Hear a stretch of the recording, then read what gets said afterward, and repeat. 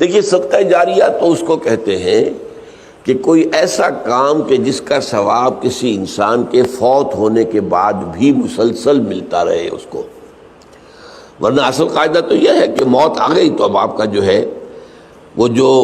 امتحان کا وقت تھا اور جو کچھ کمائی کرنے کا وقت تھا وہ تو ختم ہو گیا۔ جیسے امتحان میں کہتے ہیں کہ بس سٹاپ رائٹنگ، اب وہ آپ کی رائٹنگ تو ختم ہو گئی۔ البتہ بعض اعمال ایسے ہیں کہ جن کے اثرات بعد میں بھی پھیلتے رہتے ہیں، اچھے اثرات، تو اس کے جو ہے اللہ تعالیٰ کی طرف سے اس کا ثواب بھی اس شخص کے مرنے کے بعد بھی اس کے حساب میں درج ہوتا رہتا ہے۔ بہترین صدقہ جاریہ نیک اولاد ہے۔ اگر آپ نے اپنی اولاد کی پرورش صحیح کی ہے، انہیں مسلم اور مومن بنا کر اٹھایا ہے، وہ اللہ کے فرما بردار متقی بندے ہیں،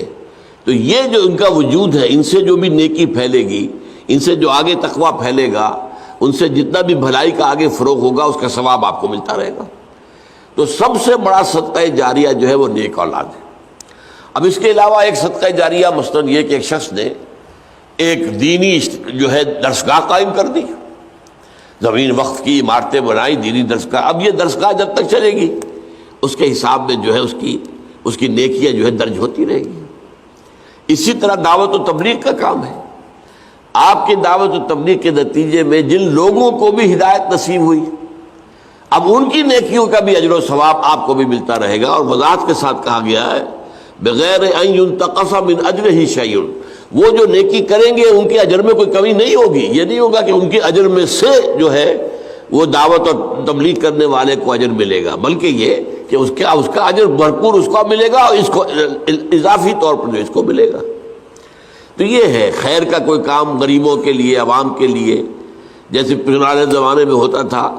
کہ پل بنا، چاہ بنا، مدرسہ، تالاب بنا۔ اب اس زمانے میں واٹر سپلائی تو نہیں ہوتی تھی، کہیں کنواں کھود دینا، کہیں راستے پر سبیل ایسی لگا دینا کہ پانی وہاں سے ٹھنڈا جو ہے مسافروں کو ملتی۔ سارے کام جو ہے یہ صدقہ جاریہ ہے۔ باقی اگر کسی نے کسی کو خون دیا ہے اور وہ نیکی کے ارادے سے دیا ہے تو اس کا اجر و ثواب اسے ملے گا، باقی اس میں آگے اس کے کوئی منتقل ہونے کا